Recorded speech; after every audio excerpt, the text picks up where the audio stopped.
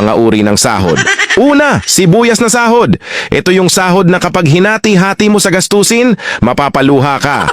Pangalawa, pampapayat na sahod. Ito yung sahod na habang tumatagal, pakonti ng pakonti, ang natitirang pangkain mo.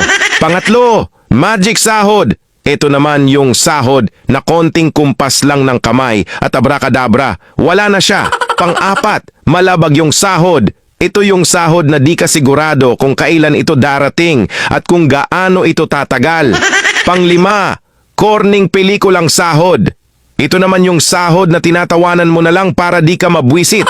Pang-anim, konserbatibong sahod. Ito yung sahod na nakakawala ng inspirasyon. Pang-pito, baog na sahod. Ito naman yung sahod na kahit anong trabaho ang gawin mo, wala pa ring kalalabasan ito.